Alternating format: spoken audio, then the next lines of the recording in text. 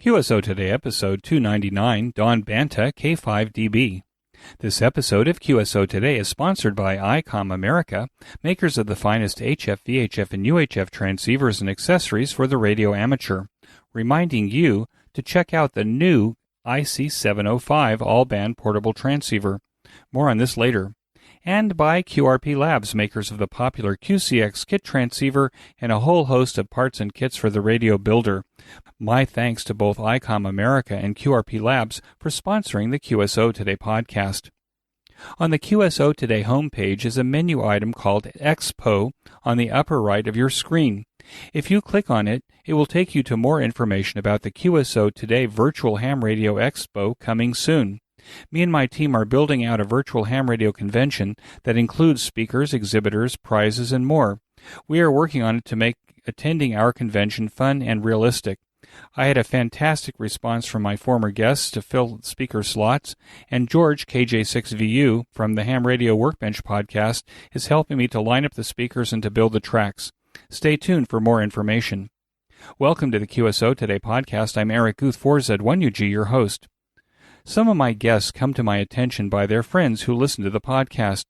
Ron Evans, K5XK, sent me a message to say that Don Banta K5DB is a ham's ham because of his generous nature, his contributions to the local ham radio community, and his always being ready to Elmer any amateur that needs help. Here in the middle of our COVID-19 crisis, I was able to have this QSO Today with K5DB. K5DB, this is Eric, 4Z1UG. Are you there, Don? I sure am, Eric. Good morning, or good afternoon your time, I guess. Good evening my time, actually. Oh, yes. Thank you, Don. Thank you for joining me on the QSO Today podcast.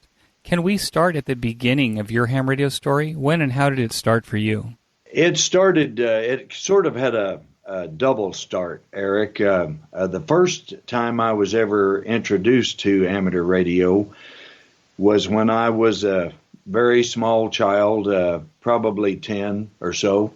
And as with many amateur operators, my first exposure to ham radio was good old field day. And I lived with my parents, of course. At the time I was about 10, 11, 12, something like that. And a group of local hams came out to Dad's property, and he had these big, tall, black walnut trees, a grove of them, and they set up their tents, generators, and etc. there. And I went out. It was right almost in front of the house. And I went out there and observed what they were doing. And then about a year later, my first cousin, who is John, W50X, that's his call now, he got into the hobby, and I was an only child, and his mother and my mother were sisters, and he was sort of and I guess still is, even with me being 64 years old, he's still the big brother I never had. And when I saw how much fun he was having, why, I got interested in it and passed my novice test in 1969, not long after he did. And then about 6 months later or so, Dad saw how much fun we both were having, and he got his license. He is a silent key now, but back in the good old days, I guess you could call it. Don, let me ask you, do you remember which club parked in front of your house and did their field day? Oh, sure. I became the president of that club when I was 17. It was the North Arkansas Amateur Radio Society, and they are in Harrison, Arkansas, and they're still there. And was there any particular person in that group that became your Elmer? Oh, yes. Well, obviously, my cousin John, W50X, he was one. The gentleman that really helped get me started was, and he is a silent key also, unfortunately, Sam Housley, and his call was Kilo 5 Alpha, Kilo Sierra, K5AKS. Do you remember your first rig? Oh, yes.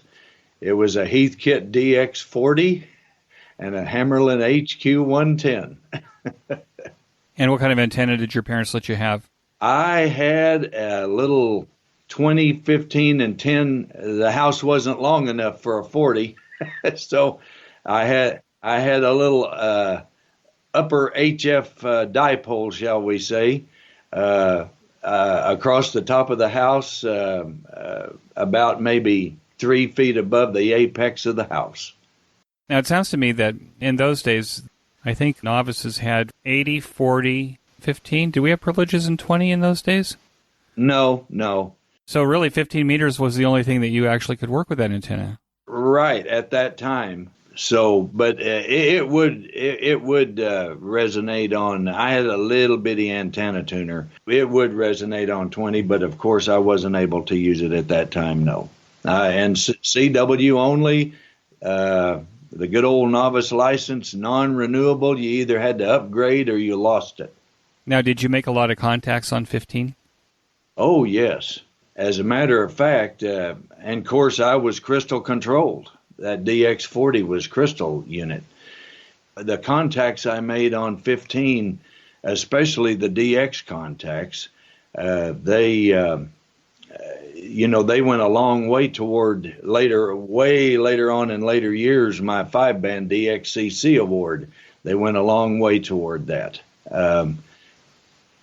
My first DX contact was with Zulu Echo 6 Jungle Lion, he said, Juliet Lima.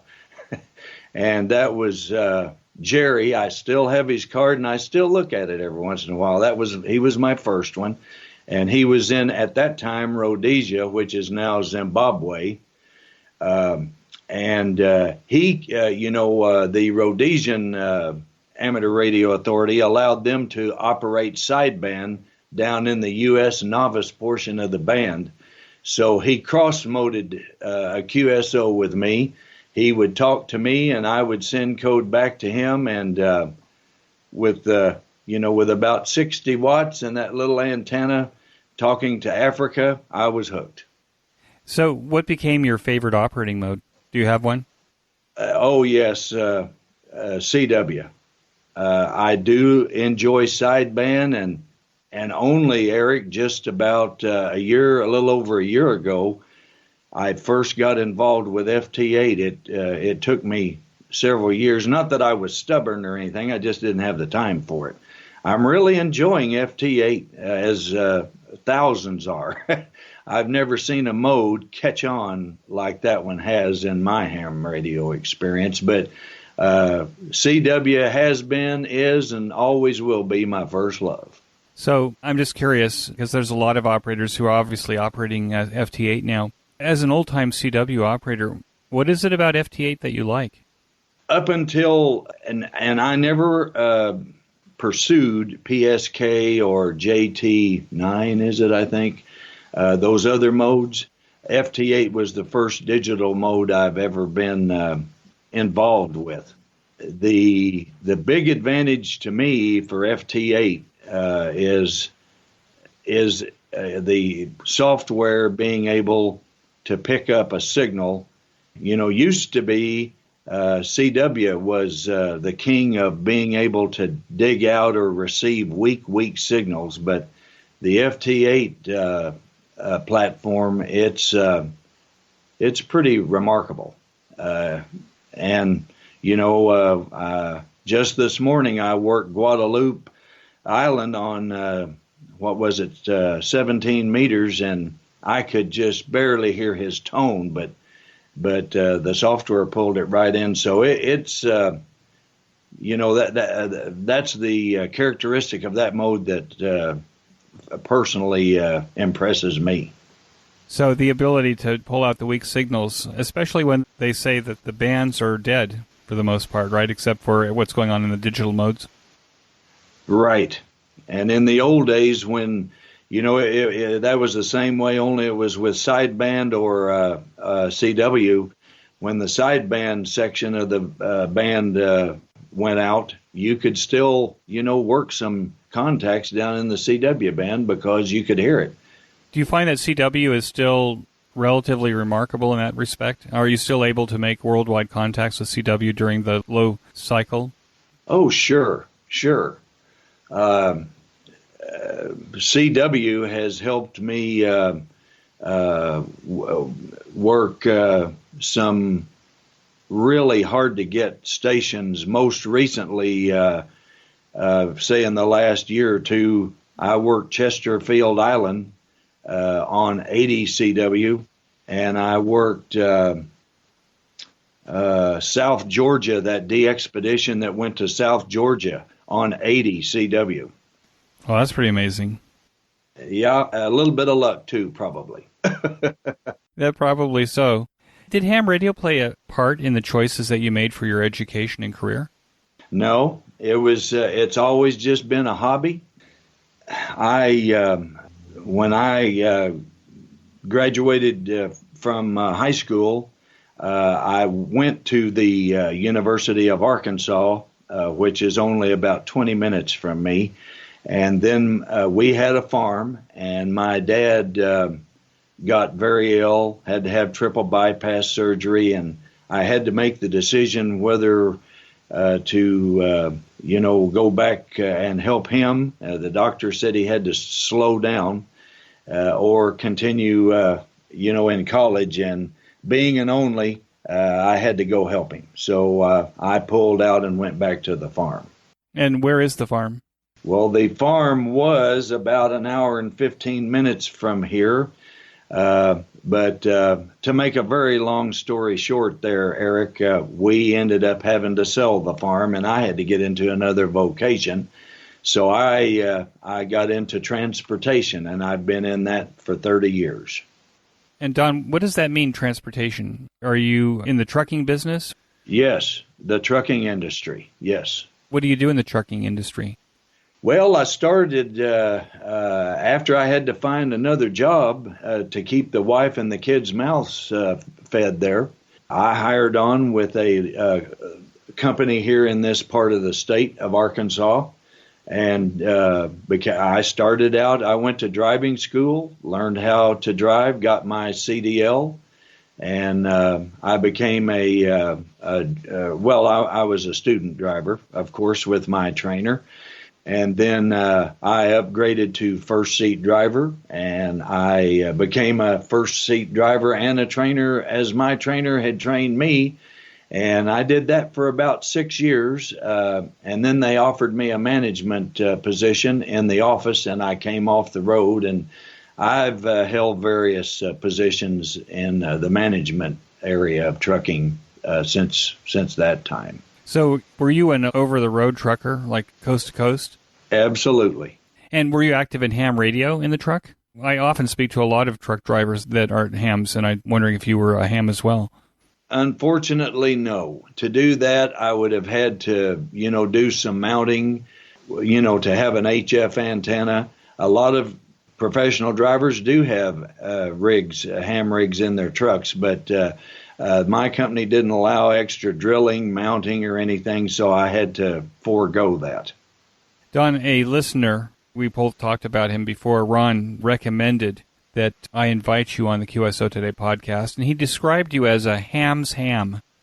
What do you think my listener meant by a ham's ham? Well, I think Ron exaggerates my abilities. Sometimes he's I tell you, Ron himself, he could be tagged with that title as well. I have a mutual admiration for him. He has done a lot for the hobby in this area of northwestern Arkansas. But I like to get involved with different organizations and events, and I enjoy helping new hams. It's probably the same story. A lot of the hams that's been in the hobby for years and years and maybe decades could relate and have related on your podcast. I just want to try to help newcomers like my Elmer helped me and keep pass the torch and keep the fire burning. And now this message from ICOM America. Get outside and be active with ICOM's new IC705 HF to UHF portable transceiver and its optional multifunction backpack. This is ICOM's perfect solution for SOTA and parks on the air. The ICOM IC705 is your perfect QRP companion with its base station features and functionality at the tips of your fingers in a portable package covering HF 6 meters, 2 meters, and 70 centimeters. This compact rig weighs in at 1 kilogram or 2.2 pounds. This beautiful new rig has RF direct sampling for most of the HF band and IF sampling for frequencies above 25 megahertz, and includes a large 4.3-inch color touchscreen with a live band scope and waterfall display. The ICOM IC705 will be the replacement and amazing 21st century baseband rig for microwave DXers, rovers, and contesters, and the operating choice for those under the new S-HAIL geosynchronous satellite footprint. Unbelievable. The radio is 5 watts with its internal battery and 10 watts with an external 13.8-volt power supply.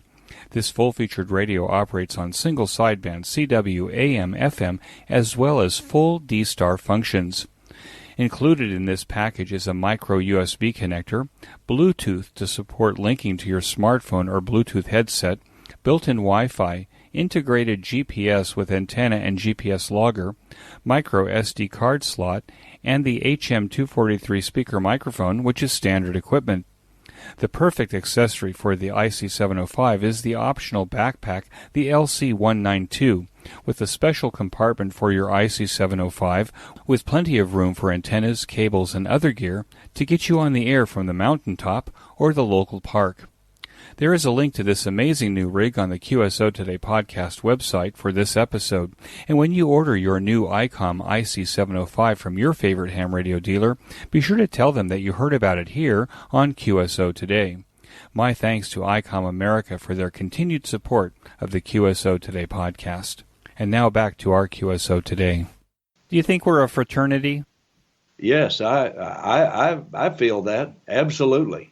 We're more than just a bunch of guys that like to play with electronic gear. I heard this on a podcast this week on the Workbench podcast. They were talking about what makes us different as hams is that we are a fraternity and that we, unlike other groups perhaps, or hobby groups, we like to even give stuff away in order to get other hams on the air. What do you think about that? Oh, I've done that. I've done that very thing. I've given away lots of coax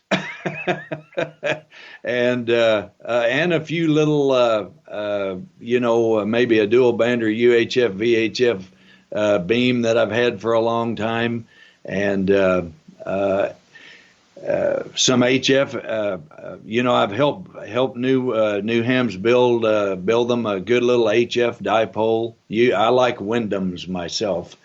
So I've helped several around here do that over the years, and maybe coached them a little bit in a rig for what they want and what their what their budget is. And it's all worthwhile to see them make that first contact and their eyes get as big as silver dollars. That's what it's all about to me. I think so too. What is a Wyndham antenna, and why do you like it? Wyndham, that is an upside down vertical, so to speak, with a ground plane. A Wyndham is a conventional dipole, but it's an off-center fed antenna, and because it's off-center fed, that causes the antenna to radiate back down the feed line. And, with a normal dipole, you don't want that, but with a Wyndham, you do. It's basically an off-center fed dipole that resonates both horizontally and vertically, and you have they call it a line isolator, but it's just a choke at the bottom of your coax drop. It chokes that signal at that point and causes the vertical leg of the antenna, which is your feed line, to resonate, and then course from the choke on into your shack is your regular feed line. And I think it's a wonderful antenna for low bands. And then you use an antenna tuner with it? Oh, you have to have one. to keep from wiping out your amplifier. Right, right. Does the Wyndham have the ladder line coming down from like a quarter wave on 40 meters? No, it's regular coax line. Yeah, you can use either, the big stuff, RG8 or RG8X or, like that. It's an 18-foot drop from the center feed point to the choke coming down. I think that's about a quarter wavelength. A little bit longer on 20 meters, yeah. Right, right. Okay, I saw that you gave a talk at the BVRC. What's the BVRC? Well, I live here in northwest Arkansas, up in the corner. We're about equidistant from the Missouri state line and the Oklahoma state line, Eric, about 20 miles roughly. And BVRC is the Bella Vista Radio Club. That is in Bella Vista, Arkansas. I'm in Springdale, and that's about 40 miles north of me. They used to have their meetings during a weekday, and of course I still work, so I wasn't able to attend. And here a couple of years ago, 2 or 3 years ago, they changed that to a weeknight meeting. And so Ron asked me to check it out, which I did. And they do a lot of really good activities. And I'm currently the vice president of the club. It's a 1-year term, but I told them I would help serve in that capacity. I have quite a few other activities going. Currently, BVRC, they have about 110 members. So for Arkansas, that's a fairly sizable little club. Ron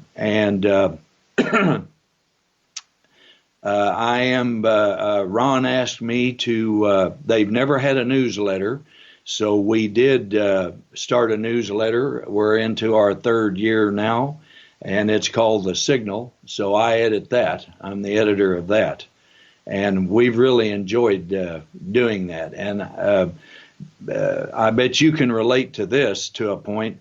When you're a newsletter editor, you're constantly needing news. And I was, well, how can I say it? I was a little apprehensive of how much feedback I would get from the members. I was wrong. They've been spectacular. There's lots of tinkerers and preppers and experimenters in the club, and they've sent me some great technical articles on antennas and different electronic gadgets that they have made. And the club has, they have many activities during the year, and it's a great little club. I think sometimes that editors of newsletters maybe forget that their constituents or their readers actually could be the source of a lot of the news. And that sounds to me like you discovered that all you have to do is scratch the readers and they'll provide you with a lot of stuff. Yes, and I constantly get emails, or even some of the club's VHF, UHF nets. They also have an HF net on 75 meters on Sunday afternoons, and I've been told that they really enjoy the newsletter, so they must be reading it.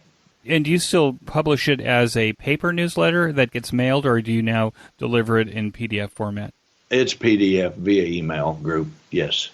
If you want to look at any of them, you can go to the Bella Vista Radio Club website, which is www.bellavista.radioclub.org, and click the newsletter tab and enjoy. I'll put a link to that in the show notes page. Okay. Now, you gave a talk that's on YouTube where you talked about famous people in ham radio. You said you had an interest in history. Do you have an interest in the history of ham radio? And in your research for the talk, were you surprised at the number of famous people happen to be amateur radio operators? The amount, no. But some of the individual personages did surprise me. And a lot of that, I did not dig out that material there, Eric. Other people did that, of which I am very much grateful. I've just checked on and researched different websites on the internet over the years, and that's where I came up with a lot of my material. As far as history and the hobby itself, I've researched that a little bit, but I was just very interested in the celebrities, shall we say, or the people that stick out in the public eye that have been amateur operators. Which seems to include people from just about every rank of celebrity. I think we've got some representatives and senators currently in North America who are also active ham radio operators. Absolutely. Politicians, heads of state, motion picture actors.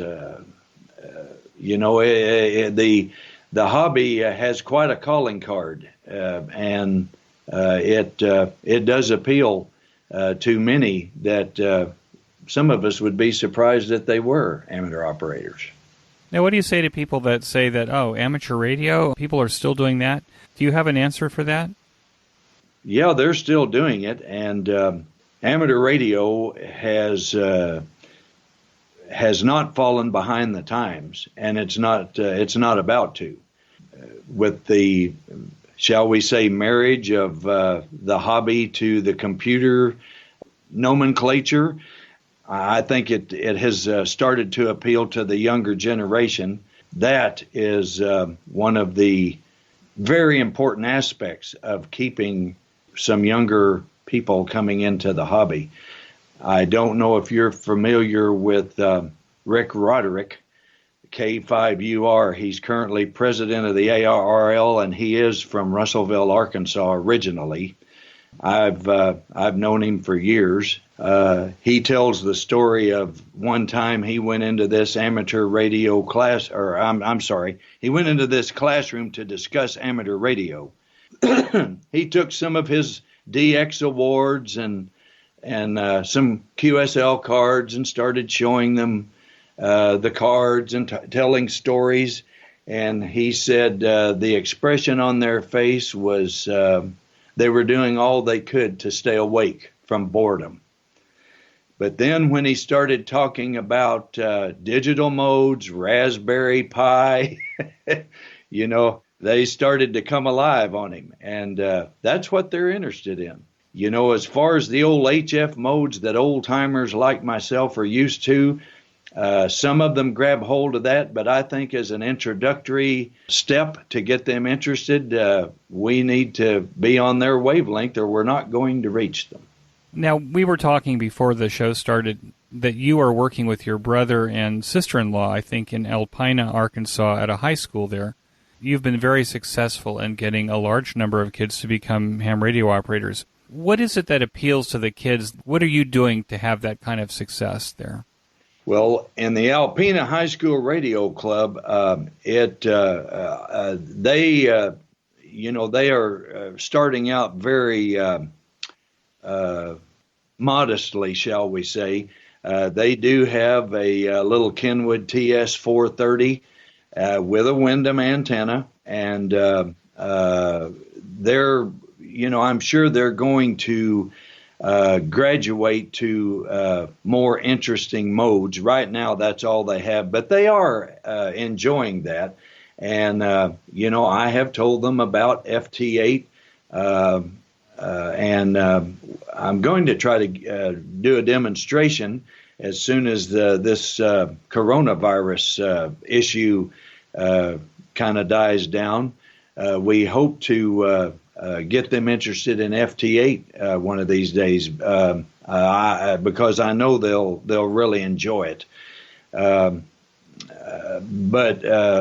their in-house advisor, who is the social studies teacher there, he recently passed his extra, and my cousin over there that I'm and his daughter that I'm working with, They are, in the process of grooming that in-house advisor so that he can learn different facets of the hobby and pass it on, because, we're technically outsiders, and he is one of the faculty members there, and he is around them much more than we are. And hopefully that will all come into fruition. Hey, this is Eric for just another short break. One of my favorite ham radio podcasts is the Ham Radio Workbench podcast, hosted by George, KJ6VU, my guest in episode 232, and Jeremy, KF7IJZ. George and Jeremy take a bi-weekly deep dive into their favorite Ham Radio Workbench projects and the technologies that fascinate them. If you want to be a ham radio builder or just be inspired, click on the link in this week's show notes page. I read someplace that you're the organizer of the Arkansas QSO Party, and other states have QSO parties too. What is a QSO Party? A QSO Party, that is an annual event. Most states have one, some do not. It's technically a little contest, but Eric, unlike Field Day or especially sweepstakes or the CQ Worldwide DX competition, where it's, a lot of it's blood and guts operating in competition. A QSO Party is a very informal. I think they're a lot more laid back than the very competitive contests. Technically, it is a contest, but it is where the amateurs inside a given state get on the air and work anybody inside or outside that state. And the operators outside that state are trying to work operators in that state only for that. Usually it's on weekends. And ours is a one-day event. Some are two. Right here in the corner of northwest Arkansas, geographically, I'm very close to where 4 states come together, and we call it the 4-state area: Kansas, Oklahoma, Missouri, and Arkansas. And I run mobile, just for fun, and I have a ball. I run mobile for the Missouri, Kansas, Arkansas, and Oklahoma QSO parties. And we, we formed the, I was the chairman of the Arkansas QSO Party back in 71, 2, 3, and 4. And then I had to get out of the hobby I had to take a hiatus for a number of years. And when I got back into radio, I guess it had died. No one had taken up the torch to continue the Arkansas QSO Party. So back in 2000, we started it again. And it's been going ever since. And I'm getting ready to pass the torch here in a year or two. And there is another club here, a group of fine fellas that have expressed interest in taking over the chairmanship of that. I'll still operate in it, but I just think it's time, as I afore stated, that we have some new blood keep coming in. The Arkansas QSO Party, does it have its event more than once a year? Is it like a regular event, a monthly event? Are there rules for different kinds of operation? If you're running around in your truck, does that give you different kinds of points? Yes, and each state QSO Party is an annual event. They're all annual. They, as a matter of fact, this past weekend, I think we had Nebraska and Georgia and one other state. There were 3 of them running at the same time. The first weekend in May, there's several of them, and then ours is the second weekend in May that's upcoming. To participate and to turn in a good score, the outside stations outside of the state, they're trying to, for each CWQSO that they complete, that's 3 points. For a for a digital QSO, it's 3 points. For a CW QSO, they receive 2 points for each one, and sidebands 1. Well, then they multiply those total number of QSO points times the number of Arkansas counties that they work. So the counties are multipliers. So, and I will tell you, Eric, any chairman of any state QSO party will tell you, with all sincere and due respect to the home domicile fixed stations or the portable stations, when it comes right down to it, the mobile stations they're the lifeblood of a QSO party, because they can put out a lot of counties, a lot of multipliers in that given amount of time. So that's why I run mobile. I do not operate mobile in motion. I stop on a county line and put out 2 counties at the same time, and then move to the next one, and so on and so forth. And we have a lot of fun doing it. You said that FT8 gets 3 points. What's interesting about that does that mean that you're trying to encourage more FT8 operation in the QSO party by giving it more points? That's a good question. There is no FT8. Now, you may say, well, I thought you just got through saying it's the hottest mode on the air. It is. But the creators of the FT8 software, they have not come out with a program that that can be used for a QSO party.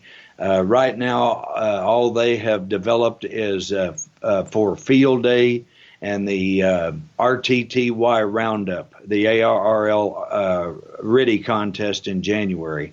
We're hoping they'll come out with some type of software program where you can program your exchanges and put the the point amount in there. But the digital modes, the digital mode of PSK can still be used, or RTTY for QSO parties, but most of them do not use FT8 because we don't have the capability just yet. What's the rig in the car? I use a good little Yaesu FT450D myself. I use the same mobile antenna system I did when I was a kid, when I had a TR4C in my Chevy Malibu. I use a good old Hustler interchangeable resonators. Coils. So in your muscle car, you had a TR4C? Yeah. Had a lot of fun with it. I heard that you're a member of the 3830 Roundtable. What is the 3830 Roundtable? Well, that's the HF group that, and there's many of those on 40 and 80 meters, 75 meters. It is a gathering of amateurs here from the 4-state area: Northwest Arkansas, Northeast Oklahoma, Southeast Kansas, Southwest Missouri.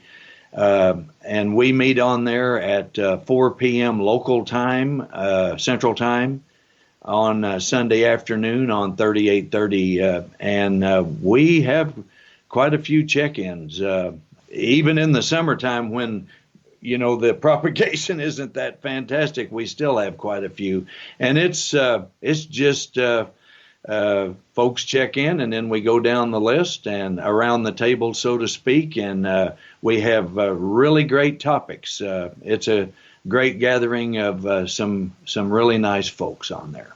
And of course, it's HF and it's 80 meters.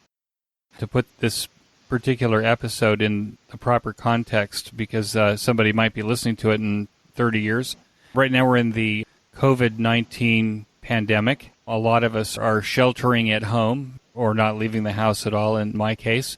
What's happening on the bands right now? Do you see that there's more activity, more ham radio activity, more QSOs?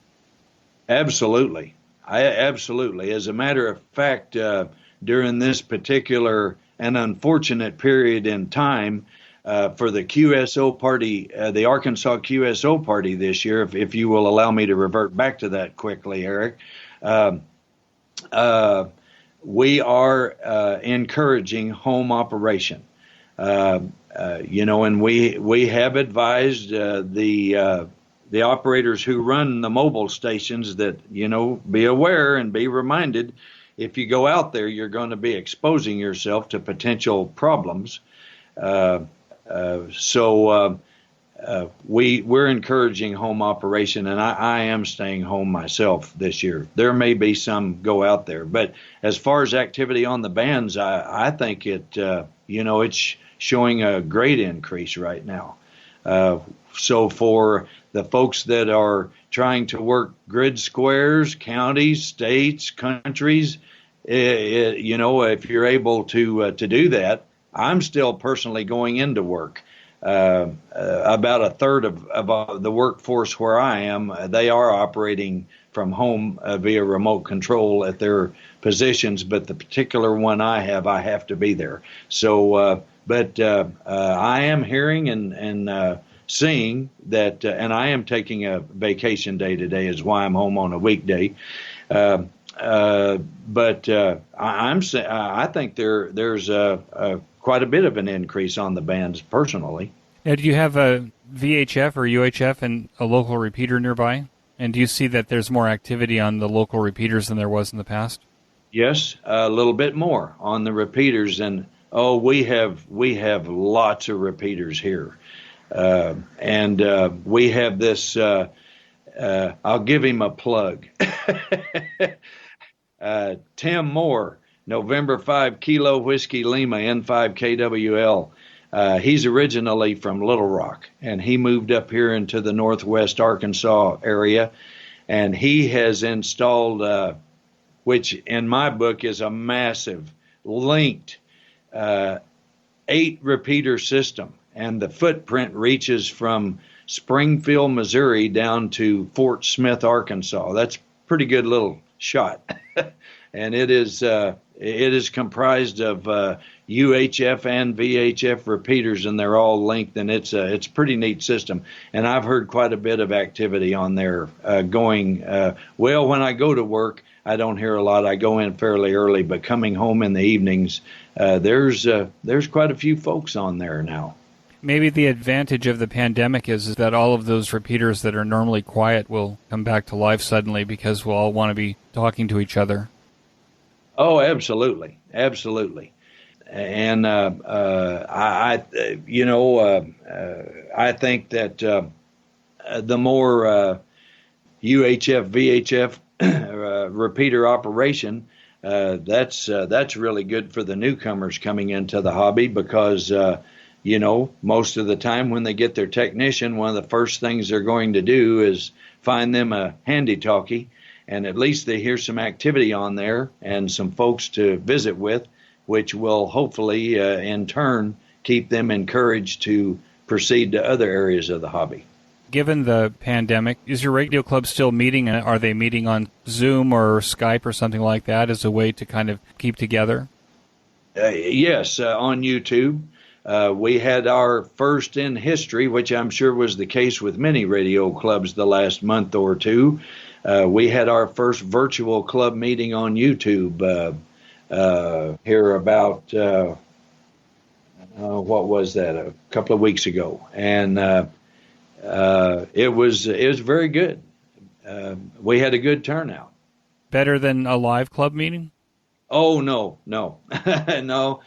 We had to go virtual because our meeting place is in a church in Bella Vista, and they closed down the facilities there as has a lot of other places. So we have some real whizzes, probably up around the level of yourself, that know how to stream and use director-type software to switch cameras or switch inputs to which I know nothing about in that area.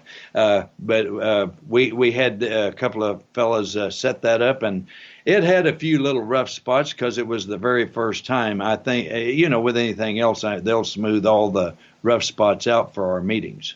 Well, I think you're giving me too much credit. I'm an audio guy only. I'm just beginning to learn about all this video stuff, so maybe someday the QSO Today podcast might have a video feed, but I'm not there yet. Well, that sounds very interesting. I think the interesting thing about The way this is being handled, and especially with the technology that's available now, is that perhaps there's a little bit more maybe show and tell that can be done on these systems and a little bit more spontaneous replies from people that might not raise their hand in the club meeting. What do you think about that?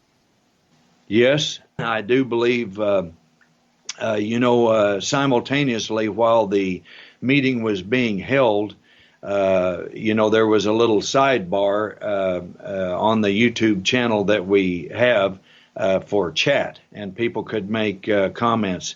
And there was many comments, and some from the newcomers. Who might remain wallflowers otherwise. Yes, absolutely. And now this message from QRP Labs. QRP Labs has shipped thousands of QCX QRP transceivers kits to date. The odds of working another QCX user gets better every day.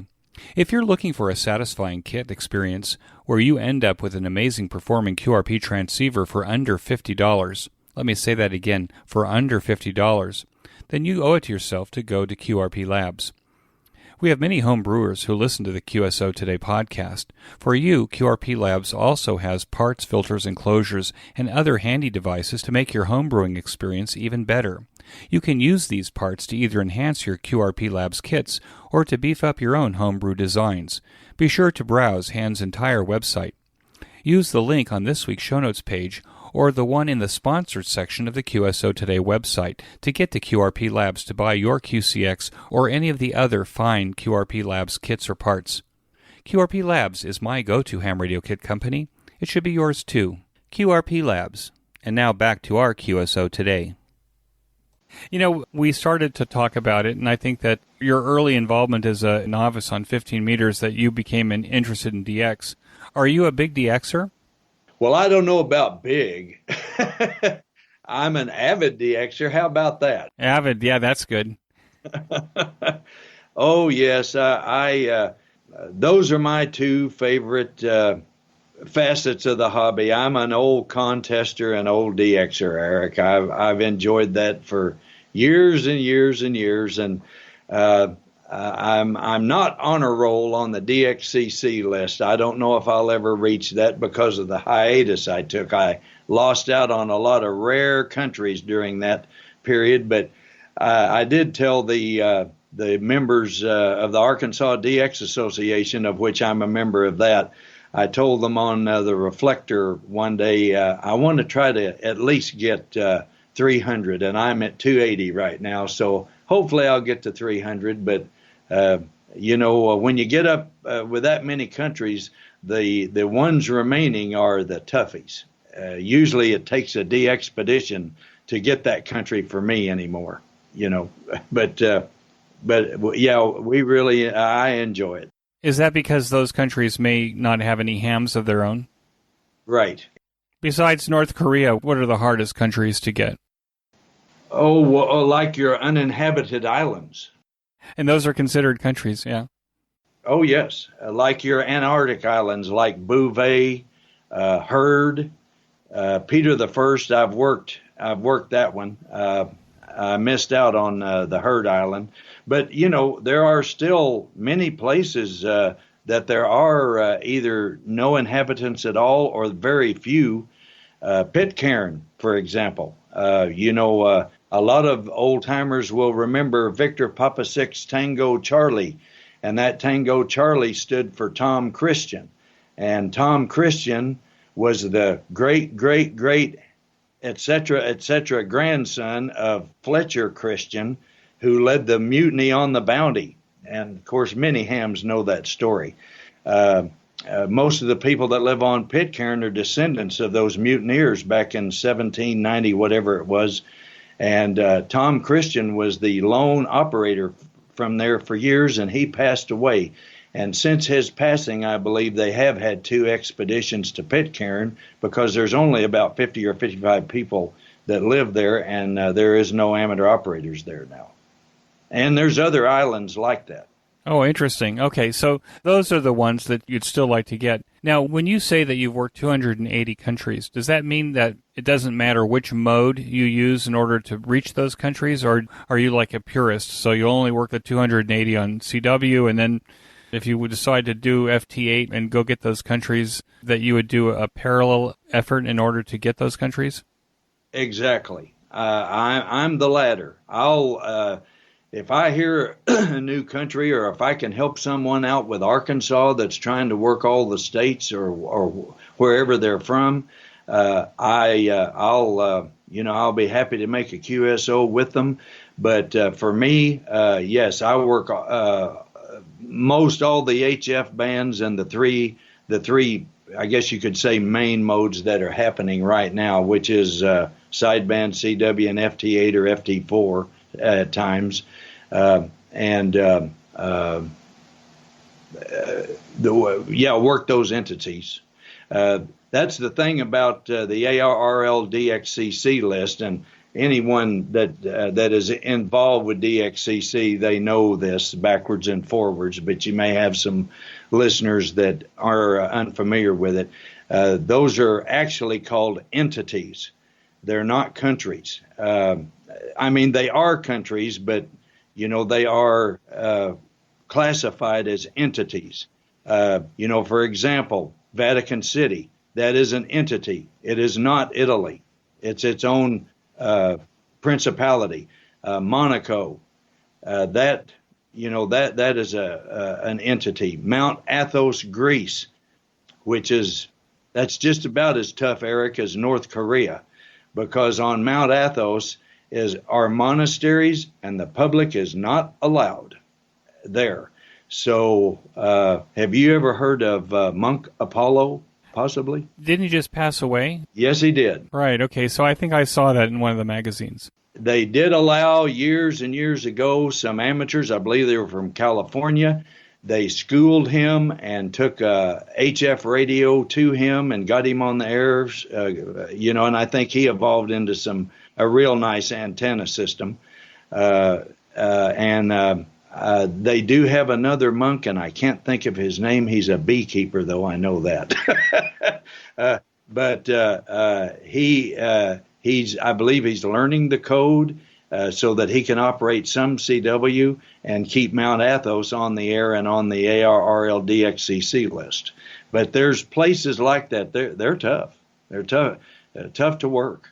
Now, do you have a secret sauce, Don, that you use in order to get those entities?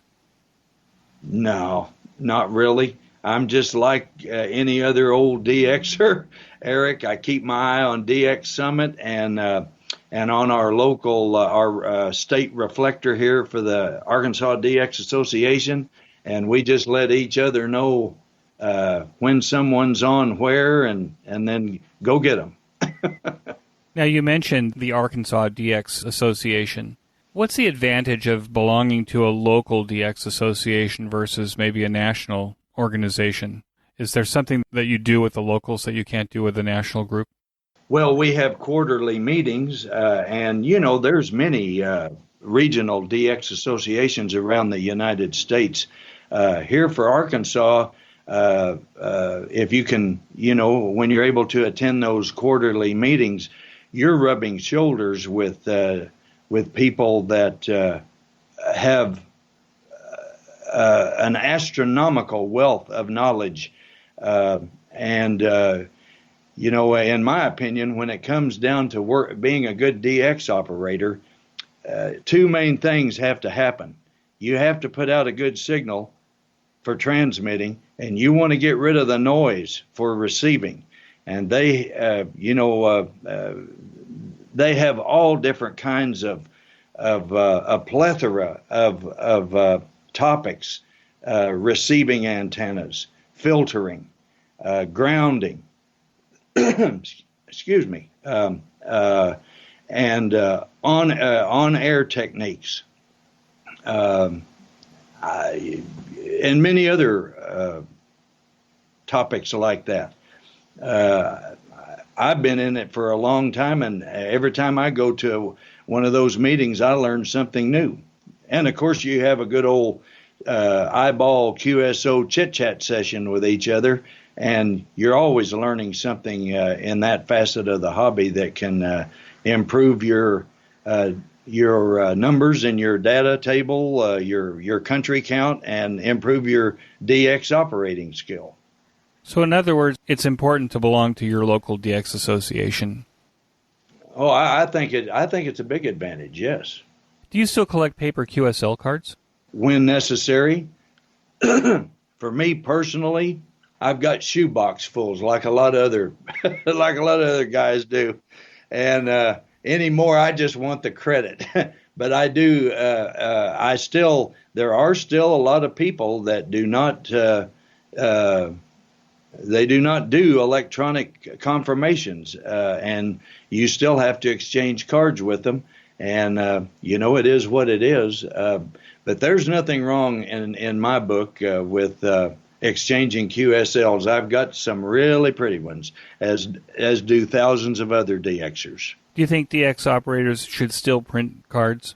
Yes, when necessary. I still have them. Matter of fact, I just had a new batch printed up last year, and I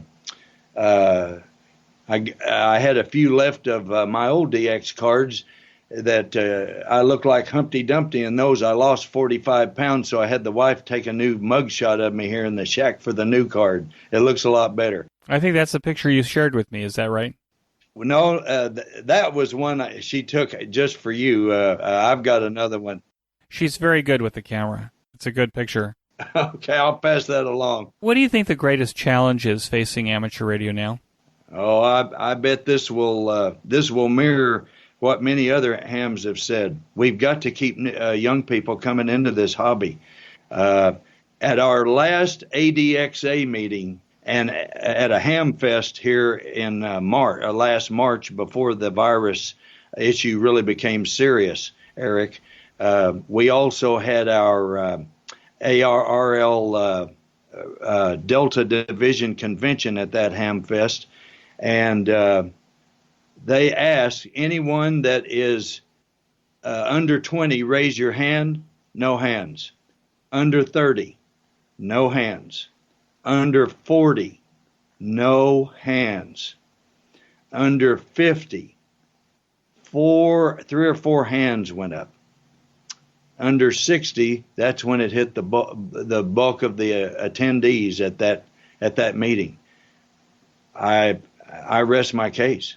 We have got to get some new and younger hams interested in this hobby, and that's where the big 5-letter word comes in: ELMER. You've got to help the new ones. And the speaker, who was Rick Roderick, he was at that meeting. The ARRL, our current ARRL president. He said one of the main goals that if every amateur in this country could make this their main goal and recruit and Elmer one person a year, we'd see a huge turnaround almost immediately. So I've made that my goal. At least one a year, get them into the hobby and active and remain so. Yeah, especially since we actually may have the time now if we're homebound here. Yes. What excites you the most about amateur radio today? As I told you, I enjoy contesting and DXing, and as long as those two activities continue to remain, with a big following, which they still have, that always excites me. It's just something that has burned in me all my life, Eric. And, whenever the Arkansas QSO Party rolls around each year, or ARRL sweepstakes, or any of those big contests, the old heartbeat goes up and the adrenaline starts flowing, and I get all excited just like I did when I was a kid. That's what excites me about it. For sweepstakes or one of these big contests, will you pull an all-nighter in order to partake in it? Well, for sweepstakes, each event has their own rules and different parameters. Sweepstakes is 30 hours, but you can only operate 24. But I do operate the full 24. I operate 12 grab about 5.5 hours of sleep, get up 30 minutes before I can start again, and down a couple of cups of coffee and get woke up, and we go for the last 12. I always wonder with the power contesters, the guys that will stay up and do a 24-hour contest, whether that it actually wipes out their week after that. Oh, I know it does. And now for like the CQ Worldwide, that's 48 hours. I'm not sure, but I think you can operate the entire time. I'm not sure. There's thousands of hams that are much better contesters than I do it for the sheer fun of it. If I win a certificate, whoopee! I'll just add it to my 3-ring binder of what I've gotten already. I just get on there and enjoy the adrenaline rush. For me personally, right, that comes from it. But there's a father and son here from Northwest Arkansas. And they're known internationally, K5GO and N5DX, and the contesters that see this or hear this your podcast here, they know them. And Kevin N5DX, he has a saying: to be a successful contester, butt in seat, hands on keyboard, no excuses. Take no prisoners. What advice would you give to newer returning hams? For returning hams getting into the hobby, well, this would apply for new ones too. Find you an Elmer. Find someone that is really into the hobby, and that is a person that is willing to take the time and effort out of their schedule and help you. And there's thousands of those. You can find one, and then after you get into the hobby, you need to become one yourself and pass that torch and keep the flow going. I think that those of us who've been hams a long time, we kind of take it for granted how easy it is for us to do some things and how enormously difficult it can be for someone to make a dipole antenna, for example, or a ground plane for 2 meters. So I think that's great advice. Oh, yeah. I have a young man here. He is a professor at the University of Arkansas, and I've been helping him along with a couple of other club members. And he came over to the shack here 3-4 months ago, and he saw my awards on the wall here and didn't think a lot about them. So then he came over about a month ago. We were putting together a choke for his antenna I was helping him with. And he came back here. He says, "Now I know what these awards are for." He says, "Wow." And I said, "No, it's no wow, Vincent." I said, there's guys done a lot more than I have. He says, "Well, this has definitely given me something to shoot for." I said, "You betcha, go get them." Don, do you have a strategy for getting on the air in terms of making time or having enough time? I hear a lot of times, and I'm probably guilty as well, that hams will say, "Boy, I'd like to do that, but I just don't have the time." How do you have the time, Don? You said it, Eric. You make it. You have to make it. And of course that is not to the exclusion of family, faith, and country. Those are family is number one, and you can't let your hobby supersede or overrun your family activities. And it's a matter. It is a prioritization. You have to schedule your time, and you have to make time. You reap what you sow, do you not? If you're going to get out of something what you put in it, and but you have to find that balance and that happy medium with your community and with your family as well. Don, you've been a terrific guest. I really appreciate your joining me on the QSO Today podcast. With that, I want to thank you so much and wish you 73. Well, it's been a pleasure. You've been a fantastic host, Eric, and I think you've got a great website. And we have passed the word around up in this area of QSO Today, and I think you're doing great work.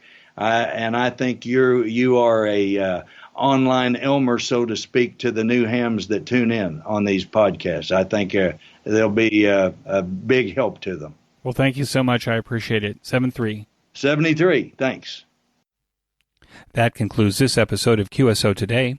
I hope that you enjoyed this QSO with Don. Please be sure to check out the show notes that include links and information about the topics that we discussed. Go to www.qsotoday.com and put in K5DB in the search box at the top of the page. Be sure to click on the Expo menu item at the top of the page for updates on the upcoming QSO Today Virtual Ham Radio Expo. I'm updating it as I have more information. My thanks to both ICOM America and QRP Labs for their support of the QSO Today podcast. Please show your support for these fine sponsors by clicking on their links in the show notes pages or by using QSO Today in the coupon box at the checkout. You may notice that some of the episodes are transcribed into written text. If you'd like to sponsor this or any of the episodes into written text, please contact me. Support the QSO Today podcast by first joining the QSO Today email list by pressing the subscribe buttons on the show notes pages. I will not spam you or share your email address with anyone. Become a listener sponsor, monthly or annually, by clicking on the sponsor buttons on the show notes page, or use my Amazon link before shopping at Amazon. Amazon gives me a small commission on your purchases while at the same time protecting your privacy. I'm grateful for any way that you show appreciation and support. It makes a big difference as I head towards episode 300. QSO Today is now available in iHeartRadio and a bunch of other online audio services, including the iTunes Store. Look on the right side of the show notes pages for a listing of these services. You can use Amazon Echo and say, "Alicia, play the QSO Today podcast from TuneIn." Special thanks to Ben Bresky, who now edits the audio for this QSO Today podcast from the audio pieces that I give him. Until next time, this is Eric 4Z1UG 73. The QSO Today podcast is a product of KEG Media Inc., who is solely responsible for its content.